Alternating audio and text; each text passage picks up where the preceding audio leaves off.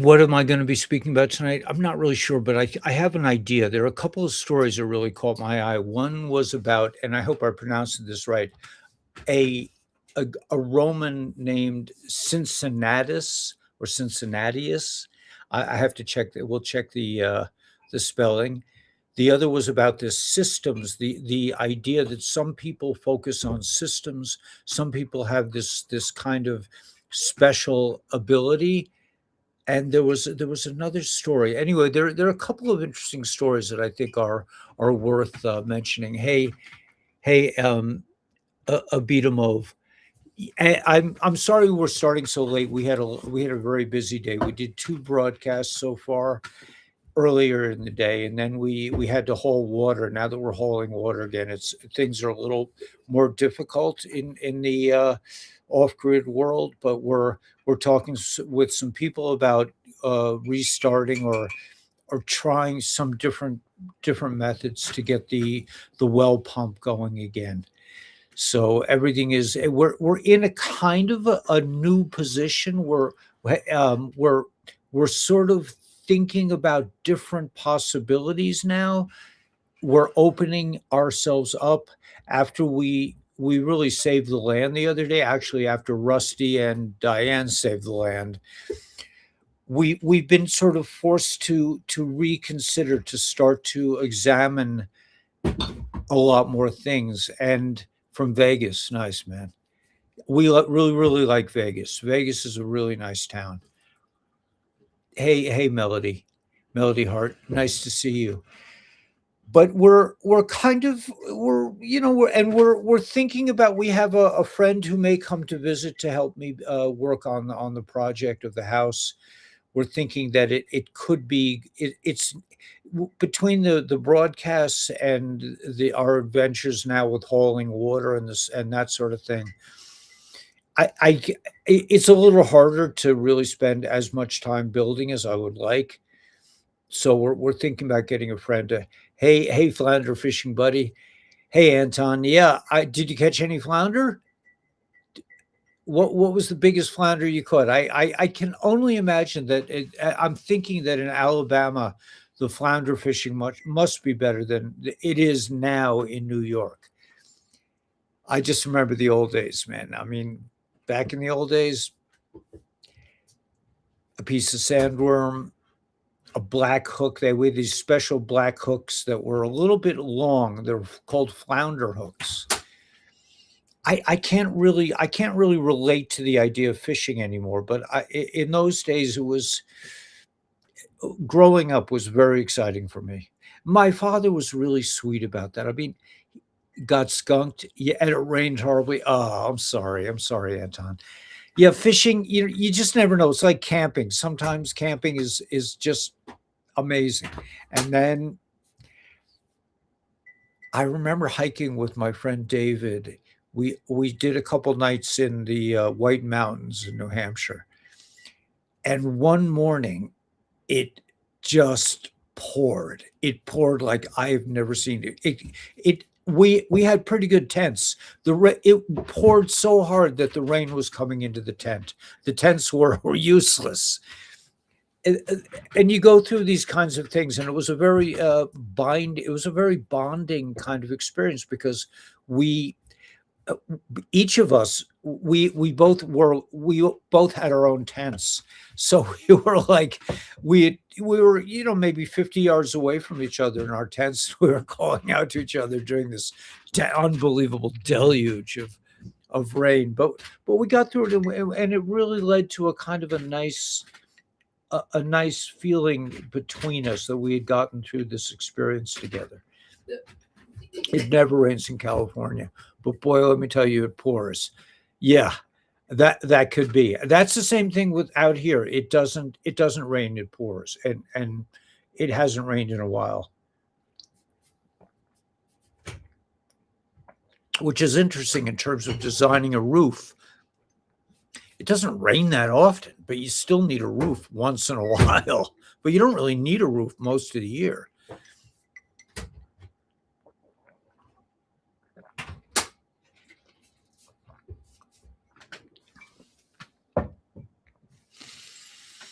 but we're feeling.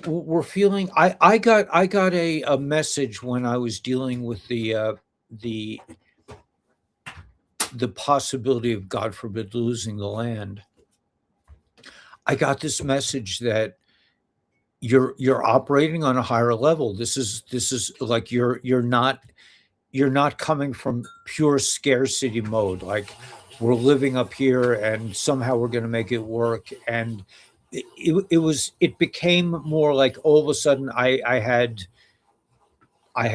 two parcels of land that I could use as collateral, and I started using a kind of thought pattern that I generally don't use. And the message was, it's because you're changing again.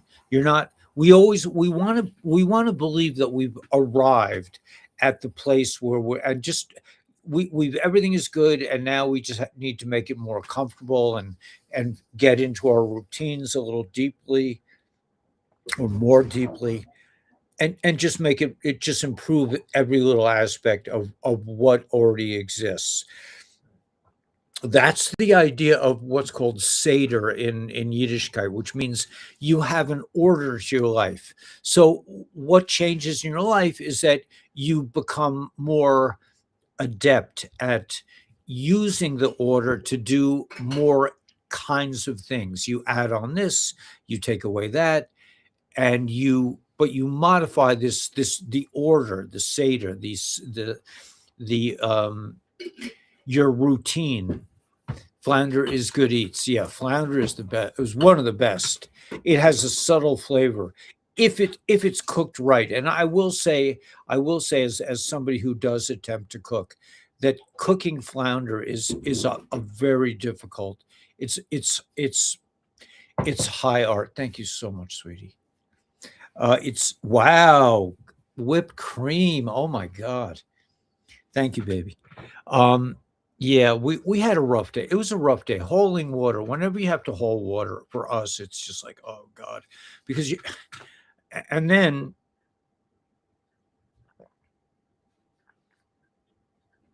we drove the water trailer, and we had trailer in the back of the water in the back of the truck. We got it all the way up to our mountaintop, and I turned off the car, to let Daniel into the house, use the keys to get into the house, and then I was going to back up the water trailer into its spot, and the car stopped. The car wouldn't start. So I was just like, we were like,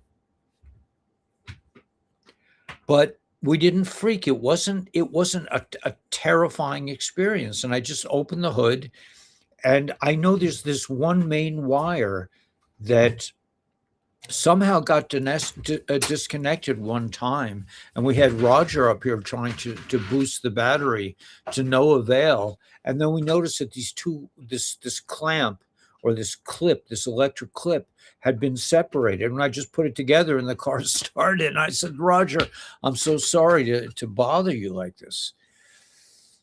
But you become a little more adept at dealing with situations. So Danielle and I were talking about how is it different living here in the Matrix, and I complimented Danielle on the fact that she's able to, like, really help me get my broadcasting situation and return emails on time and look at my information. I'm not so focused on that stuff.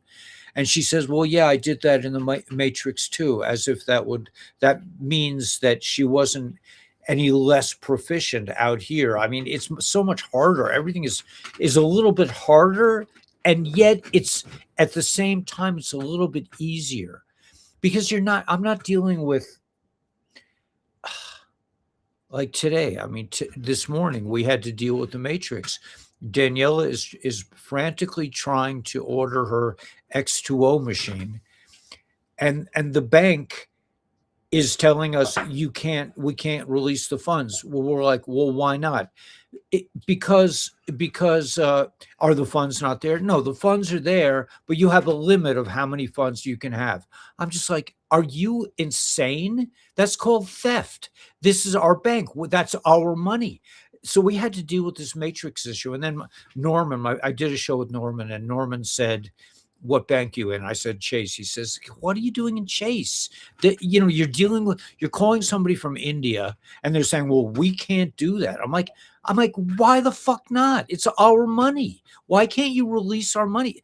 But so for 3 weeks, poor Daniela has been ordering the X2O machine, and the banks are like, will not permit it. So next week I'm ready to leave. I mean, I think Norman's right. Just find a nice local bank. He said he's got a local bank where the guy knows his name. I'm tired of dealing with people who don't speak English and tell me that it's impossible. I'm like, I know impossible, man. I live off grid. I know it's impossible. But changing a rule in a bank is not impossible. That's just stupidity. So we did get into that a little bit. But I'm just saying that generally the types of challenges that we have off grid are quite different from the types of challenges that you have when you live inside the city or the town or inside a regular kind of house. Systems can still break down, but it's not like up here where you're dependent on producing your own energy, producing your own well water, driving a truck, up 8 miles of dirt road.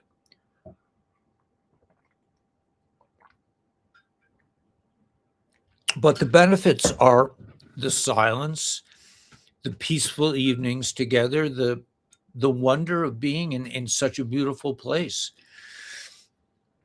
Two is always better. Yeah. You were on a boat. That's fun. Yeah. I think so. Flounder is good eats. Yeah. You should. Traveling alone on a boat is a little bit dangerous. Chase is evil. Get a credit union. I think so. Yeah, I'm out. They blew it for me today. I'm like, poor Danielle is crying. She just wants her X2O machine, and somebody on the channel is nice enough to donate the money. So, but it's in her bank, and they won't give it to her because it's above the amount that she's allowed to withdraw. I'm just like, are you people fucking insane? That's our money. Oh, you can't do that. That's against our rules. I'm just like, you know what? I'm out.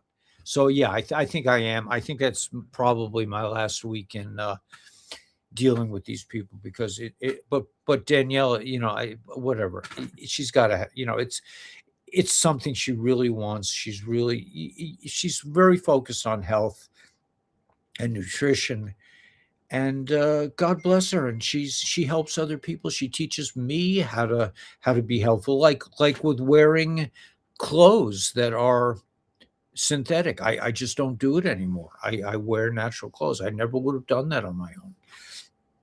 Carnivore diet. I never would have done that on my own. I would have been a vegetarian. I didn't know.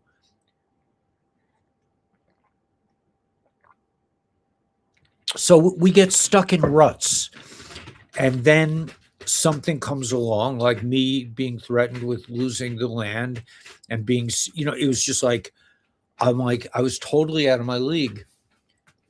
Yeah, everything all right? What? Your phone. My phone? I heard it there, so. I had it somewhere. See. Okay, so we'll find it, I guess. Could it be out on the table? I thought you would bring your phone in first. Yeah, you would think so. Okay, so at any rate, change is good, but change is not easy. Changes, and we've been going through change for years now. The bottom line is that we still have tremendous money issues, and we shouldn't at this point. We were all set up for Nasara Jasara. We were all set up for the Department of Education paying me all the money they owe me, but it just hasn't happened yet. So I think we have to be grateful for having had the opportunity to make it work, to make things happen in the way that we all have. I had similar problems and went to a local credit union to handle my. Yeah, that's what Norman said, and I think that's. Can I have a wooden spoon, babe?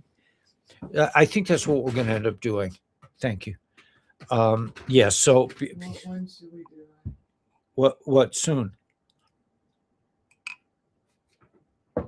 She made me whipped cream. I mean, you know, I'm very lucky. We're also very nervous because we're having a guest here, and we haven't met this guest except online, so we're a little nervous about it. We don't know what it's going to be like, but I feel like it would be beneficial to the efforts up here to have somebody young and strong to help.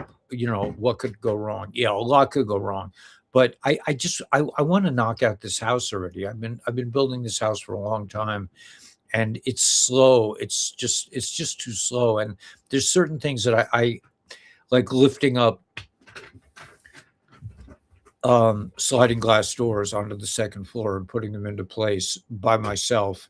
I could do it because I have a pulley system now, but it would be a lot quicker and easier if I had a friend here to sort of help me through this. So we're working on that. But everything is good. Yeah, I just feel bad for Daniela because she really wants to try the water machine. I'll put the info while I'm talking about it. But if you want patches, if you want, they're doing so many diabolic things. They're being stopped. The chemtrails are, maybe at least for today, were a little, and yesterday were a little bit better, but you just it's you can't rest anymore. The creeps are visible now, and what they're doing with the food supply, and the Chinese owning all the meat, and BlackRock owning all the meat. I mean, it's just, there's so much insanity out there, and we really need to grow our own, or be very friendly with a farmer. Boy, that whipped cream is amazing. It's got cayenne pepper. It's sprinkled with cayenne pepper. That's my kind of whipped cream. Yeah, maybe I'm a little weird. Maybe I'm a lot weird. But anyway, yeah. So we had or be as bad as ever seen it past week. We had as bad as ever seen it past. Yeah. I don't know I don't know exactly what you're saying, Anton, um, but okay. So I want to play a couple of clips that really caught my eye, and in general, the news. President Trump is moving forward. People are getting there. I think they're about to deal with the election, the leftover from the 2020 election. There has to be justice. There just has to be justice. We can't go forward. It's just the speed. We had chemtrails, as bad as ever, covering the sky last week. Yeah, bad calm. Right. Good food is medicine. Medicine is weaponized against the elderly, 100% against all people, especially, and babies, and vaccinating, and all these these hardcore criminal crimes against humanity. It breaks your heart to think about it. I spoke to another person who told me that their son he was late on his vaccine, so the doctor said, we'll just double up on the vaccines, and he became autistic. I mean, how do you, I don't, I always almost talk about it, but let me just broach this one thing, and then I'll go to these clips. As a special needs teacher who dealt with autistic children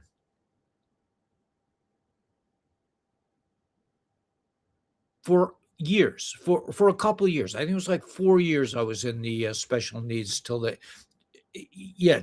kicked me out for not getting vaxxed. But autistic children are wonderful in a spiritual sense. They have gifts and capabilities that normal people may not have. But the fact of the matter is,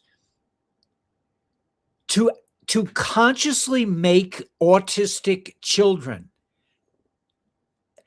all I want to express, I don't want to go into a whole tirade on it. I just want to express this idea that the human suffering, and I'm not discounting how beautiful autistic children are and how wise they are and how spiritual they are, but the human suffering that this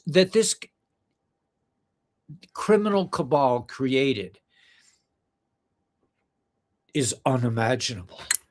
As somebody who has dealt extensively with autistic children, to do that to a family consciously on purpose is wow. I mean, there must, I'm just saying that as somebody who has had a lot of contact with autistic children, it's not easy. It's not easy for them. It's not easy for people helping them. It is a very, very painful, the amount of suffering that these creatures have caused. And we're finding out. Remember last night we looked at that post that said these are demons. The Nephilim. Nephilim means those who fell to earth. The demons.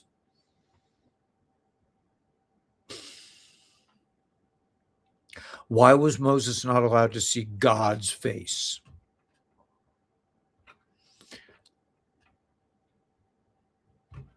I don't know. I'm not going there, but we're in. So the I guess the bottom line is that we're in a transformative time period. Americans need to stop depending heavily on the medical community. They are not good for humanity. 100%. 100%. Anybody who's still going to a regular doctor, you need help. You need help. I mean, then again, maybe I was talking to my friend Sean at the video I made this morning, a very interesting video. This my friend Sean is part of the Republican, very interesting person, and I'm going to go into that just a little bit. But yeah, we cannot. If you're going to your doctor thinking that that's where you go when you go sick, I think that you need to really think that one over in light of all that we've learned. But regular folks aren't privy to this kind of information that we know from every day. We do this every day, but regular folks are not. Can you say they're not seeking it? Can you say they're not being exposed to it? Is it the fault of the media or the fault of, or is it just that people they just don't want to change? They're so frightened of change that they can't face the grim truth. Might have been a little over the top to give me whipped cream during a video because this is so good. I think you are going to have to pass me some kind of napkin or something, though.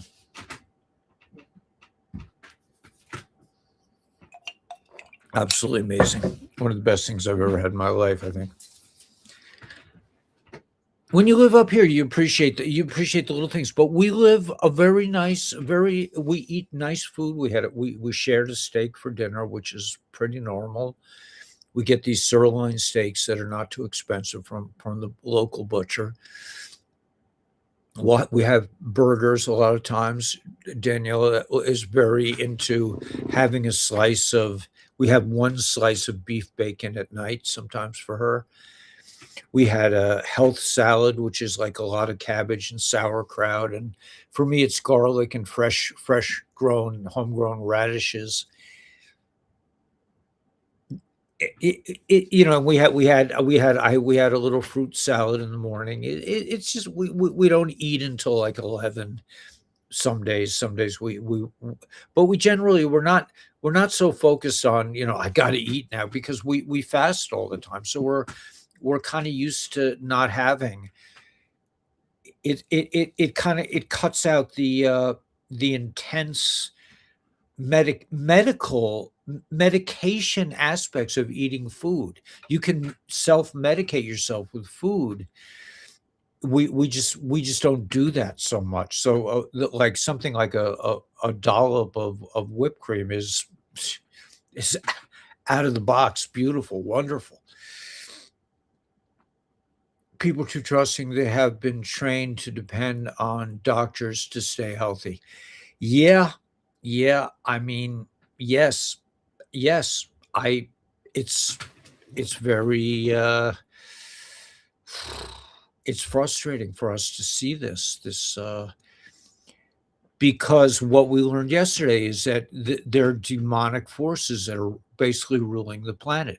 They're paying they run big pharma, they run the cabal, the drug cabals, they run Iran and the Vatican and all these things, but I think it's coming to an end. So let me just play. Let's go to yeah, reach out to Dr. Stacy. I'm going to play a clip from the about the water.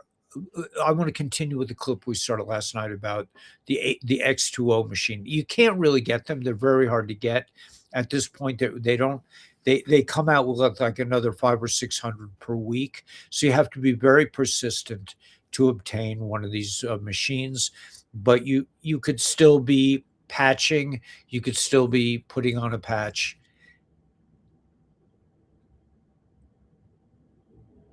That's an airplane. Mhm. Yeah. Okay. Uh, yeah, it's a big one. It's close. You hear? Can you guys hear that? That's probably military. Military. It's probably military. Yeah, that was pretty close. It sounded like a big one. Oh, we get all kinds of flying ships up here. Yes. Okay. So let's go. So yeah, let me share this clip, or let me share. There's several clips that I want to share. Okay, so I have to go to it first. That's restream. Okay, I have to remember. Okay, this was one that I played this afternoon. I think I'm gonna. And there was another one I wanted to play. There was something I wanted to read. Okay, this is a Q post with the Delta of today. The news is dead. Wait a minute. Wait a minute. Hold it. I'm not sure I'm sharing. Hold it. Did I not share? Yeah.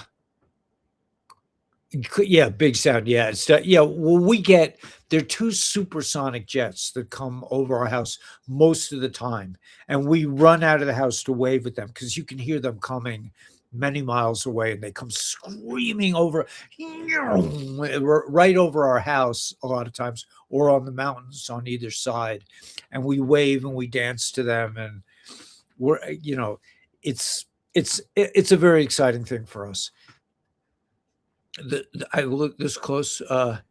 Yeah. Well, we're on a mountaintop near who knows what. I don't know what military bases are here, but we see a lot of different ships at different times. So I'm going to start with this clip of let's see. Let me just go to this clip. Okay. Oh, wait a minute. Wait a minute. Hold it. I'm not sharing. I'm not sharing nicely. Let me. Yeah, Elliot, you're not sharing nicely. Okay, let's share nicely. So here we go. These are some of the clips that I want to entertain. So the news is dead. You are what matters now. Handle with care. That's the Delta on May 7th from 2020. This is a story that I'm gonna loop back to because I think it's very interesting. And then I want to go to let's share this clip together. This is just a wondrous and gentle message that we all need to hear. We all need to understand that we're in a time period of incredible fluctuation, but it is not, even though like this evening Danielle and I got kind of weird. I because we're engaging in change. We're having a visitor here, and it's we've been here a couple of years already by ourselves, but to have a visitor is a very stressful thing, and we have to do some traveling and this kind of thing. So change is hard, but change is good, and change, we should welcome change. We should, or I'm just talking to myself, that I have to really not be so afraid that, okay, I'm a homebody. Even when I was a younger, I always had my friends at my house. I didn't like to go out to other people's houses. Okay, so let's play this clip together. What happened? Okay, I got big screened here, and then okay, so let's go here and let's play this together.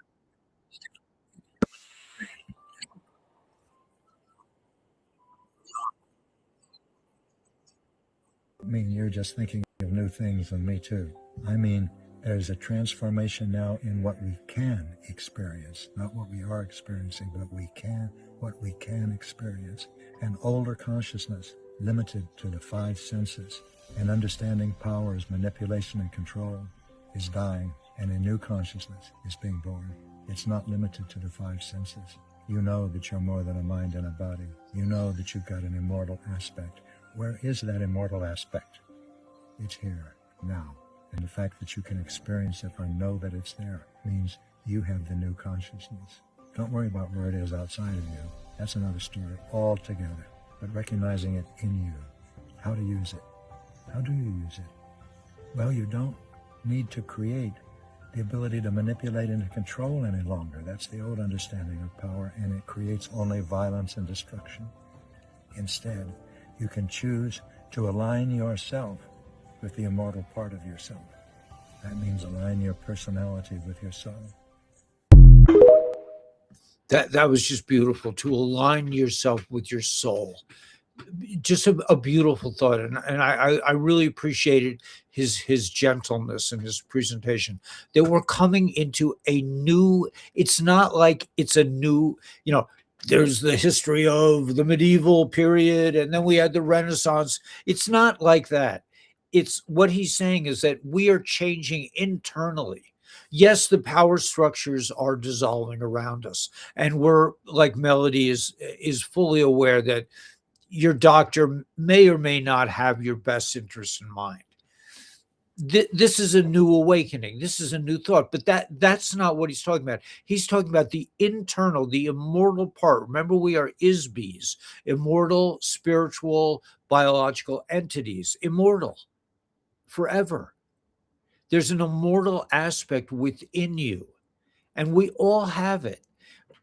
It directs you in ways that are not always logical. They don't always make sense. They're not always the most profitable. Like this, you will not, like, if you are guided by your immortal self. At least this is what I find. But I've always been like this. You're just not driven by greed or power. You're driven by beauty and connection and love and understanding, that kind of thing. And I'm not saying that I'm like on this high level. I'm just saying that it's a different focus than I gotta be the richest dude on the block, and I have to drive a Maserati and all this other stuff, and or the world is coming to an end, and oh my gosh, what am I going to do? This sort of doom scrolling way of looking at life. That's also not, in my opinion, very productive. But there is a kind of what he's saying. There's a new way of looking at things. It's just like, well, what is it for me? What do I want? What is the I? Is the I the matrix I, or is it I that lives beyond the matrix, the spiritual I, the one who knows, the one who is connected? So I thought that was a very beautiful post. Now let's go to the next post, which is called "The Mind of an Anon." The mind of an anon, and he's talking about systems. What's the word he used? Okay, we'll let's play the video together.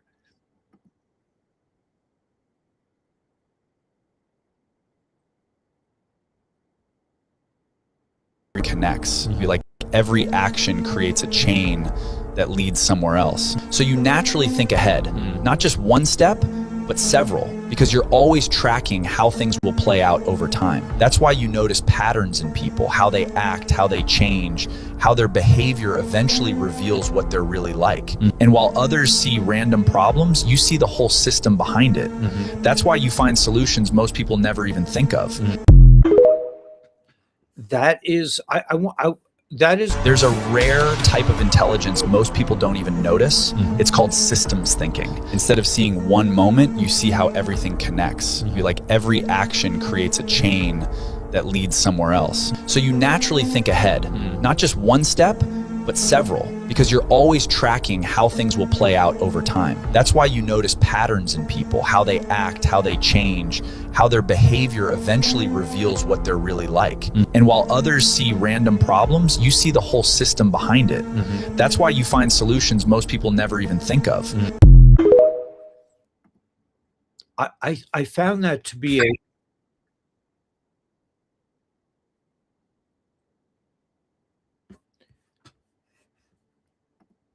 this is a yeah, call Dr. Stacey if you want any of the Lifeway products. I'll talk about that in a minute. But there's a rare type of thinking called systems thinking, which is probably how most anons think. That sounds like military, but I think it's really, the sound. Oh, the military. Yeah. I use my prototype red light therapy at night. Right. Danielle is very into that as well, even though we don't have red lights yet, at least here. We had them in New York. But the idea of systems thinking, I never heard this particular definition. I never heard of systems thinking. But when I was talking to my friend Sean today, and Sean it reminds me of me in that Sean doesn't see events in isolation. He doesn't say, oh, well, this happened and then this happened. It's like he sees the whole evolution of an idea. I think that's probably why I am able to talk endlessly, because everything is connected in my mind. There's nothing and I'm sure if you're listening to this, you're probably a systems thinker as well.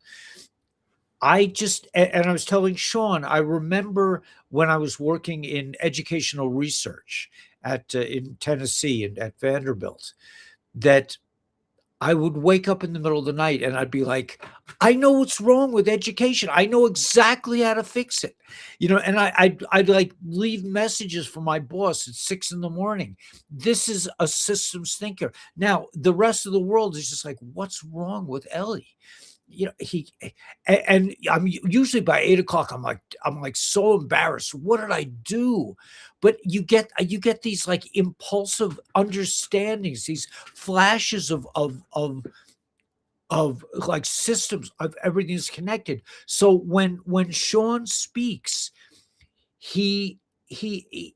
nothing is in isolation. And he is aware of we were talking in the people in the Republic. We were thinking, how do we interest people in joining the Republic so we can have 30,000 people per state and go into Jassara already? We're tired. We want to go on. How do we get? And I'm not sure who brought it up. It may have been Sean, but I think it was Sean. Sean said there has to be a way in. What he means by that is, it's kind of an educational concept that in order for one to understand a new concept, you have to have a way, a door into, in other words, a way of relating to the new concept, a way of entering into the idea from a comfortable space that you already understand. You can't just leap into some strange understanding of consciousness or whatever. You have to say, "Oh well, yeah, that I understand," and that's something that a systems thinker might. That's how I think that a systems thinker approaches things. He's like, okay, I understand because this happened to me, and when I was 5, and this happened, and so now I see where you're going with this. So Sean was talking about how do we appeal to all the patriots out there and get them to join the republic so we can move on. He said you have to have a way in. You have to have a portal. You have to have a doorway. You have to have something that they understand in order to get them to understand something that they don't. It's a very interesting concept. I haven't thought about it in a while, but it's an educational concept that if you're teaching children, they have to have a way of relating to what you're saying based on their own personal experience. So there are ways of setting up your lesson plan. I think what they call it a hook or something where you give like kind of an example of a situation in order to draw the children into identifying their way of relating. I mean, this is all you have to think in terms of the student. But if you can relate to them, like when I was teaching in the hood, man, it was like if I brought up, if I related to a subject through, illegal drugs, let's say, they were all ears. They were like, okay, now he's talking something I understand. And then through that, you could bring them into an understanding of acids and bases or whatever. So, yeah, just thinking about thinking, metacognition. Years ago, you were a Weber and a weaver of interesting ideas, theories, and facts. Yeah, it does seem to fit me because the name Weber, or even with my handle on Webstar, that it is my nature to weave things together, systems. There was a character on a Netflix series named Michael on what's it called again? Prison Break. Prison Break.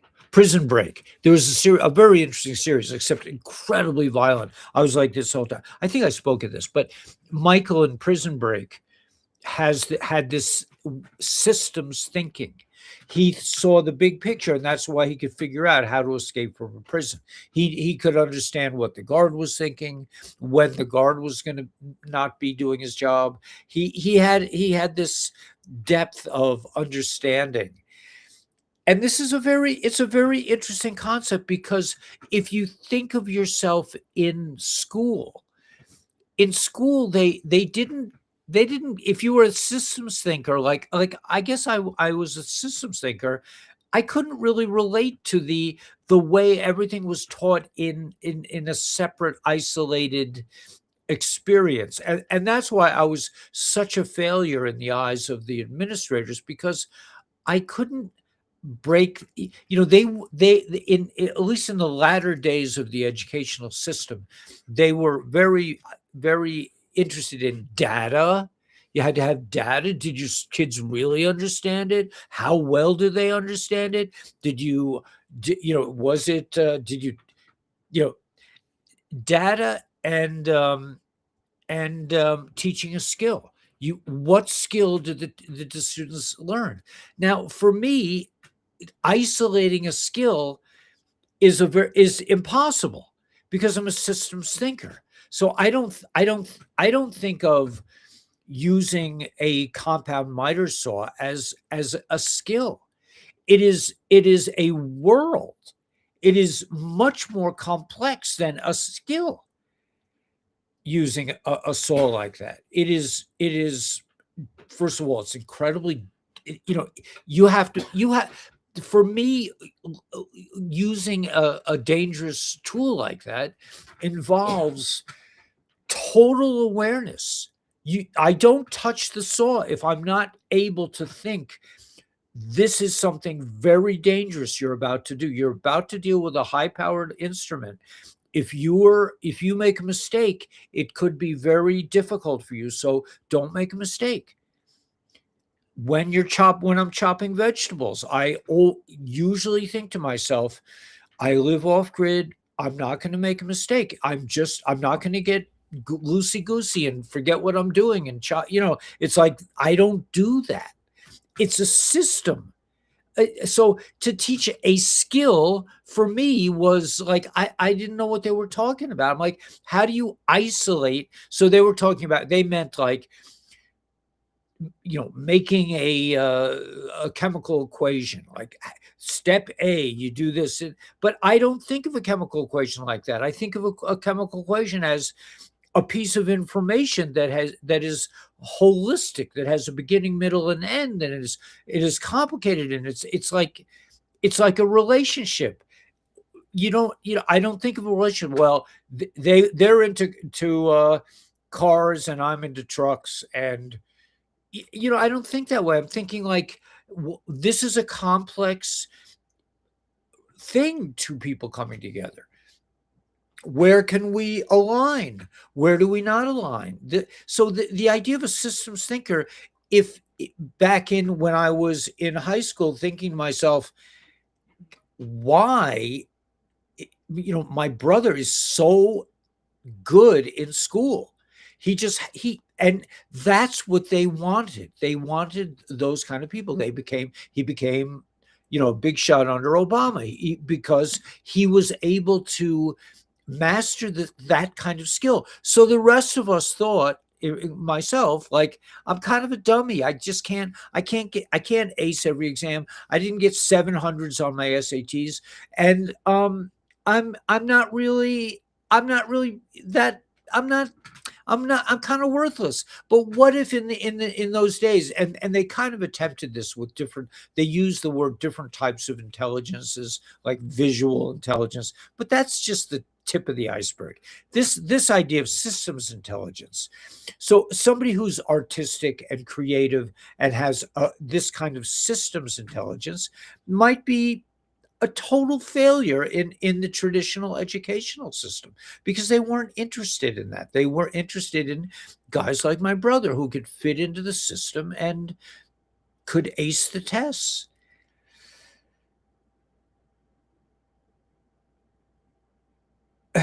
So what flashes into my mind when I go, I see I'm not getting a lot of hits today, and that's because people want to hear the news, like there's actually something going on. It's such a joke. But when I go into a grocery store, or usually in the old days, now I would kind of read the signs because I've been in so many grocery stores. I basically know the layout. But in the old days when I love grocery stores. Love. It's like it's like if I was single and I didn't have a date, I would go to the grocery store because it was so much fun. I didn't go to, I'm an alcoholic, so I don't go to bars, but grocery stores, I like. So in the old days, when I would go to a grocery store, I would go down if I was looking for a specific thing, I would go down the aisles to find out where it was not. That's like a systems thinker. Why would you do that? Why wouldn't you just go to where you think it is? Well, for me, my mind doesn't work like that. I want to know where it's not before I know where it is. That's just the way. So, anyway, so I think that's a very important thing. And I think it's also important for all of us to realize that they weren't necessarily testing for different levels of intelligence, because what that gentle, beautiful man was saying is that in the old days, everything was the five senses. Science was something you could observe. There was no airy-fairy spirituality. There was no soul. There's no definition in science of a soul. Science doesn't even really define the concept of life. They don't know what life is. They know what life does. a living thing might move or something. They can say that, but they don't understand. There was a scientist, I think he called it ergon or something, that you talked about life force or chi. That's not a scientific study, but are you telling me that it doesn't exist? There's no such thing as life force because you can't measure it. Actually, now they can measure it, but God does not make us all the same. And yeah, right, Melody, and thank God, thank God. But in the conformist, mind washing, indoctrination pathways of traditional education, uh, they don't want people. They're not interested in people who think differently than they do. I mean, there's been a lot of posts saying that that all of us are here because we never paid attention in class. I never paid attention in class because very rarely could I find a way into what the teacher was talking about. It was just like, I'm like, I'll study for the test from a book. I just couldn't relate. But whatever. There are a lot of distractions also in school, so I won't go into that. But yeah, so okay, so now let me go. So we talked about systems thinking, and we talked about this change in consciousness, this change in your internal ability to understand who you truly are is transformative. And then this last piece, I think, is a good way to end this discussion of. It seems like tonight we were talking about different understand different different types of intelligences, and the idea of change, and the idea of sometimes being very uncomfortable, and going and getting through it, and realizing that you're not really uncomfortable. You're just going into another level that you weren't able to understand before. You weren't a vessel for that level of thinking, and now you are. And it's kind of like, wow, man, I've never been here before. It's like when you walk into a party, or you walk into a space, or a town. Like when we came to Kingman, it took us months to figure out now what we know. There are like two streets in Kingman. There's like one going this way and one going this way, and everything else connects it. But at the time, it was like, well, we have to go here, and then we have to go back here. And we used the navigation tool, so we never had to look at the big picture of like, well, where the hell are we? It's just like, okay, they're telling us take a left, take a right. You become very myopic, because I mean, I love it because I am very easy. I can get lost, in I can get lost. I mean, Danielle will testify. I can walk out of the RV and just go into another world, and she has to find me. She's like, Ellie, you were getting the water, right? I was like, oh God, I forgot all about it. I was like so interested in what I'm seeing.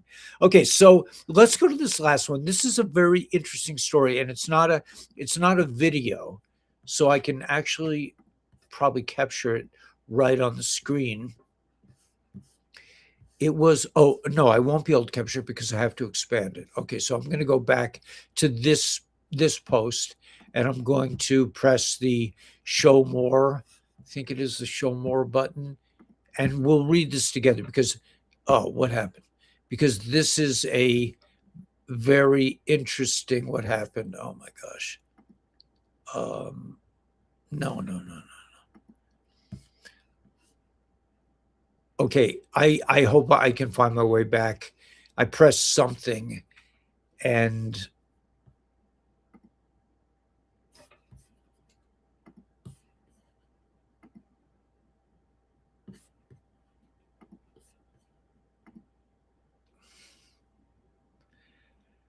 I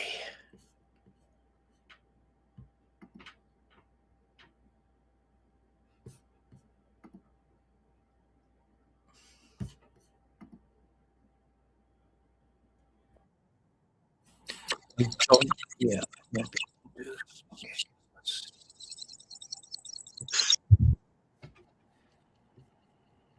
Yeah, back in laws, right? Okay, so right on. Is this still active?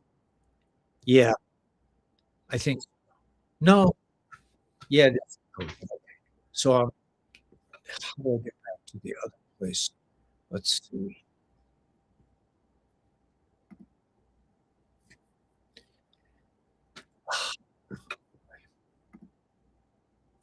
I've done this before. Mm, mm, mm.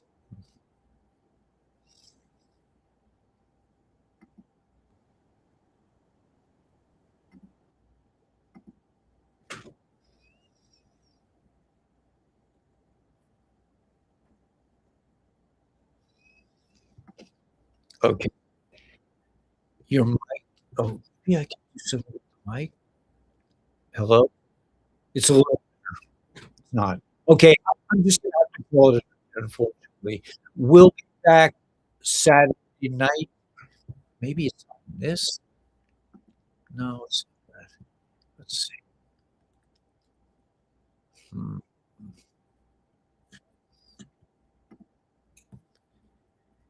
Alright, anyway, so the mute is muted while you're backstage. I'm backstage?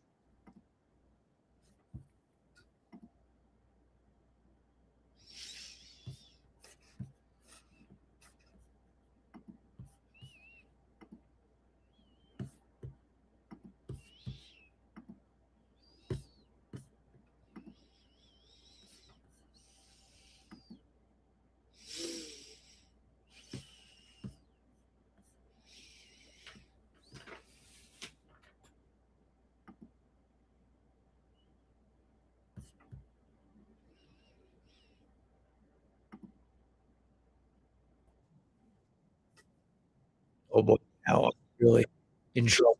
So gonna I'm just gonna call it. I'll see you guys on Saturday. Sorry about this confusion at the end. Is there any way to get at this? I don't know any way out, but we appreciate your support. Have a great night, and I'll see you Saturday night. All the best.